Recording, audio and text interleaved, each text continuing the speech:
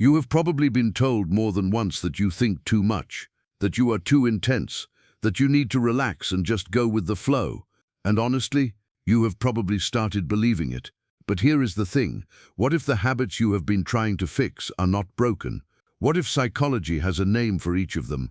And what if every single one of them is an operating signature of a mind that functions at a level most people never reach?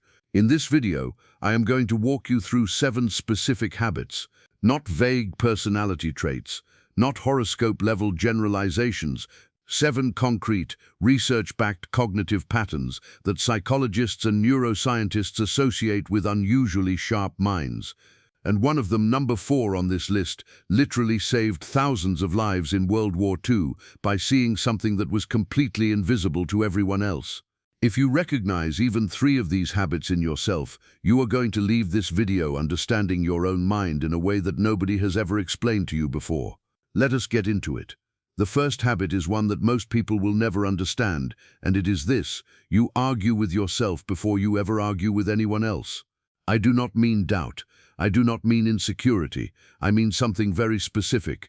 Before you voice an opinion, before you commit to a plan, there is a process happening inside your head where you are actively trying to tear your own idea apart. You are looking for the weak points. You are asking, what if I am wrong about this? What is the strongest case against what I am about to say? And only after your idea survives that internal stress test do you let it out into the world. Psychology has a name for this. It is called dialectical thinking.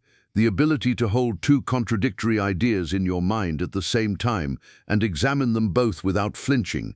And here is why most people do not do it. It hurts, literally. When your brain holds 2 conflicting beliefs simultaneously, it triggers something called cognitive dissonance, and research shows this produces a measurable physical discomfort. Your brain wants to resolve the tension immediately by picking a side, any side, just to make the feeling stop. Most people give in to that pressure. They pick the comfortable answer, the familiar answer, and they move on. But you do not. You sit in that discomfort because you care more about being accurate than being comfortable. The physicist Niels Bohr was famous for this. He would stand in front of a room full of colleagues, present a theory, and then in the middle of his own presentation start arguing against it. Not because he lacked confidence, because he refused to let a dangerous idea survive unchallenged, even if the idea was his own. If you do this, if you are your own toughest critic before anyone else gets the chance, that is not overthinking, that is quality control, and it is the first signature of a sharp mind. Now, the second habit on this list is something you have probably felt 1,000 times, but never had the right words for, and it has nothing to do with laziness. The second habit is chronic boredom in social settings.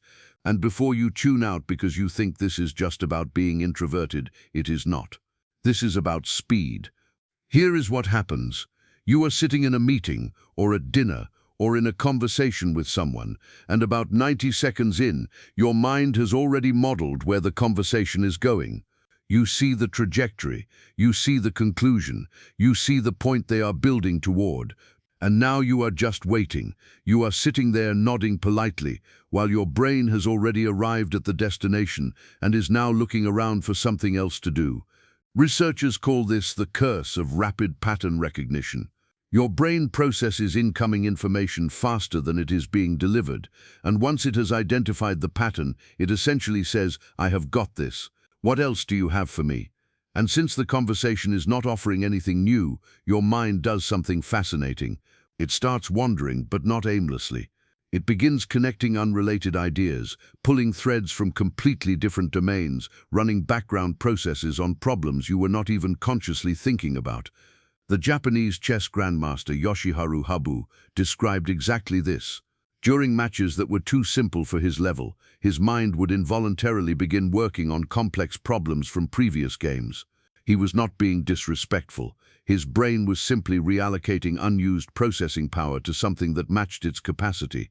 So the next time you feel bored in a conversation that everyone else seems perfectly engaged in, understand what that boredom actually is. It is not a flaw. It is a diagnostic reading.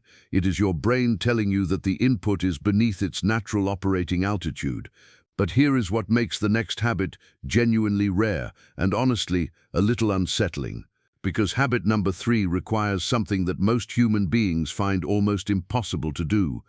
The third habit is something I call shameless intellectual flexibility, and it might be the most counterintuitive sign of a sharp mind on this entire list. Here is what it looks like. Someone presents you with an argument that contradicts something you believe, and instead of getting defensive, instead of digging in, instead of finding reasons to dismiss what they are saying, you actually consider it, you weigh it honestly, and if it is stronger than your current position, you change your mind. Right there, in real time, and the feeling you get when that happens is not shame or defeat, it is relief, it is clarity. This is extraordinarily rare, and the reason it is rare has nothing to do with intelligence.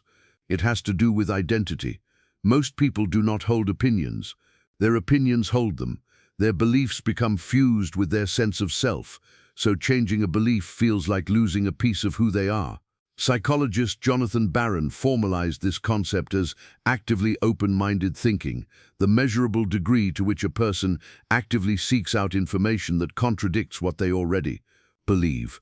And the research consistently shows that the sharpest thinkers score highest on this metric. Daniel Kahneman, the Nobel Prize-winning psychologist who literally wrote the book on cognitive bias, was famous for this.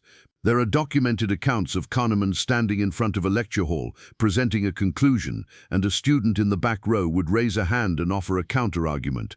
And Kahneman would pause, think about it, and then say, "You are right, I was wrong," in front of everyone. No ego, no defensiveness, because to Kahneman, being wrong was not a failure. Staying wrong after you have seen the evidence, that was the failure. If you treat your opinions as hypotheses to be tested rather than sacred possessions to be defended, you are operating at a level that most people never reach. And remember earlier when I mentioned a habit that saved thousands of lives by seeing something invisible. That is next, and it is going to change the way you look at every problem you encounter. The fourth habit is something I call negative space cognition, and it is one of the most powerful and most misunderstood characteristics of a sharp mind. Here is what I mean. When most people walk into a room, they notice what is there, the people, the furniture, the noise, the obvious details. But you notice what is not there. The question that nobody asked, the person who is missing, the topic that everyone is carefully avoiding, the data point that should be in the report but is not. Your brain instinctively scans for absence, not just presence. Master artists have understood this for centuries. When a great painter composes a scene, they do not just focus on the subject. They focus on the negative space, the empty area around and between the subjects. That negative space is what defines the shape, the balance, the meaning of the entire composition. Your mind does the same thing but with information. And here is where it saved lives. During World War II, the Allied military had a problem. Their bombers were getting shot down at devastating rates. So they brought in a statistician named Abraham Wald to figure out where to add armor plating. The military engineers studied the planes that came back from missions. They mapped every bullet hole, and their conclusion seemed obvious: reinforce the areas with the most damage, the wings, the fuselage, the tail. But Wald saw what was missing. He looked at the data and asked a question no one else had thought to ask.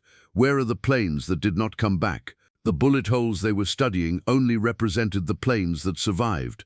The planes hit in the engines and cockpits never returned to be studied. So Wald recommended the exact opposite: armor the areas with no bullet holes, because those were the areas where damage was fatal. That single insight, born entirely from seeing what was absent, saved thousands of air crews. If you naturally notice what is missing before you notice what is present, you are not paranoid. You are not negative. You are seeing the world not as it presents itself, but as it tries to hide itself. Now, the fifth habit explains something that you have probably struggled with for years, and it has to do with why you feel completely destroyed after something as simple as a dinner party. But the reason is not what you think, and it is not introversion. The fifth habit is what I call high-resolution social exhaustion.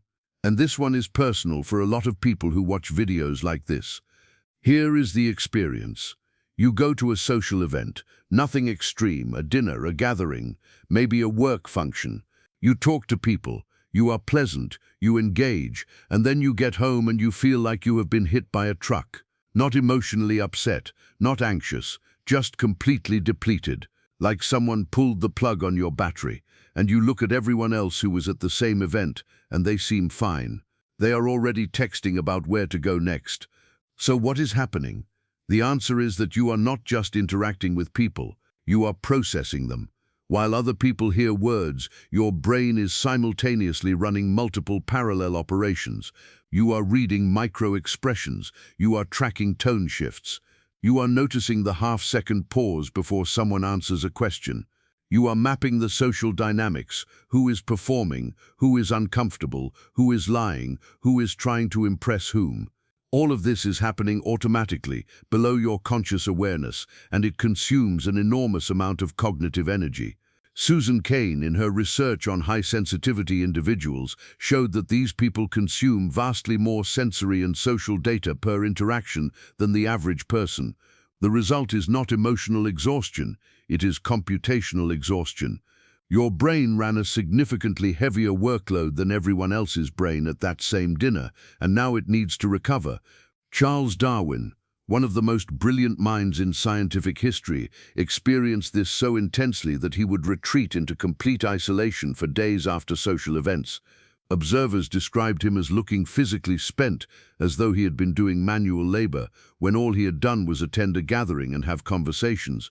So if you leave social situations feeling drained in a way that nobody around you seems to understand, now you know why. You are not weak. You are not broken. You are carrying a processing load that is invisible to everyone but you. You leave a conversation with a blueprint of the entire room, not just a memory of what was said. And that leads directly to the sixth habit, which is, in my opinion, the cruelest one on this list, because it punishes you for the exact thing that should make you feel confident. The sixth habit is a form of intellectual discomfort that I call the inverse Dunning-Kruger. You have probably heard of the Dunning-Kruger effect.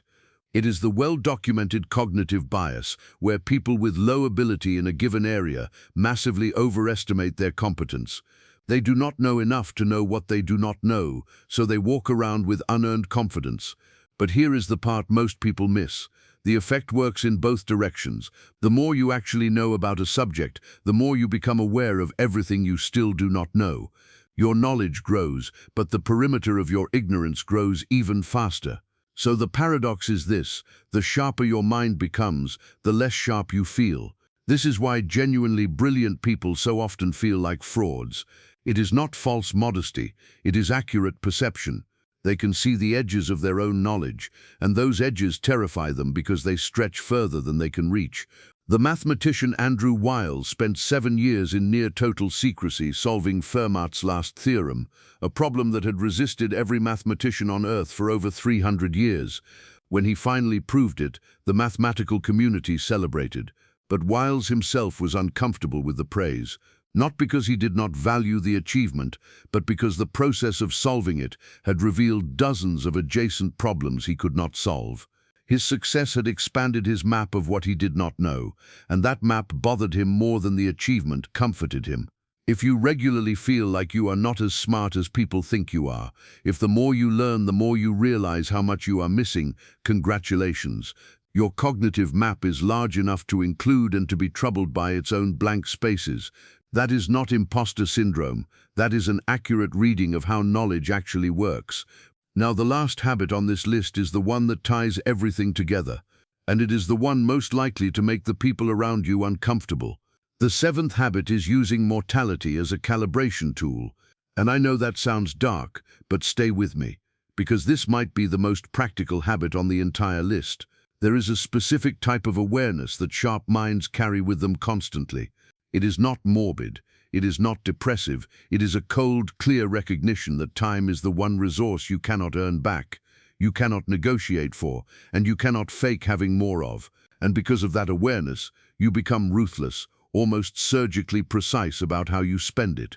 You instinctively reject gossip, not because you think you are above it, but because your internal calculator tells you the return on that investment is zero. You pull away from status games, performative busyness, and social obligations that exist only to maintain appearances. And this makes people uncomfortable. They read it as arrogance or aloofness or antisocial behavior, but it is none of those things. It is cognitive arithmetic. You are constantly running the equation. Is what I am doing right now worth the irreplaceable time it costs? Research supports this. Studies on time awareness show that individuals with a heightened sense of mortality make better strategic decisions and are significantly less susceptible to the sunk cost fallacy, the tendency to keep investing in something just because you have already invested in it. Marcus Aurelius, the Roman emperor and Stoic philosopher, built his entire decision-making framework on a single thought. He wrote it in his journal, the Meditations, and it is this: you could leave life right now. Let that determine what you do and say and think. That was not nihilism. That was calibration. Every decision filtered through the lens of finite time. If you carry this awareness, if you feel a quiet urgency about how you spend your hours that the people around you do not seem to share, you are not being antisocial. You are prioritizing precision of purpose over social currency. And that is the seventh signature of an unusually sharp mind. So let us bring this together. 7 habits: internal argumentation, chronic boredom, intellectual flexibility, negative space cognition, high-resolution social exhaustion, the inverse Dunning-Kruger, and mortality as calibration. These are not defects. They are not things to fix or suppress or apologize for. They are the operational signatures of a mind that prioritizes accuracy over comfort, depth over speed, and results over applause. The world is built to reward loudness and certainty. It is not built for people who think the way you think. And that can feel isolating. But here is the reframe I want you to take away from this video. The cost of seeing clearly is real, but the alternative, choosing to see less, choosing to think less, choosing to care less about getting it right, that cost is higher. So stop protecting yourself from your own capacity. Use it.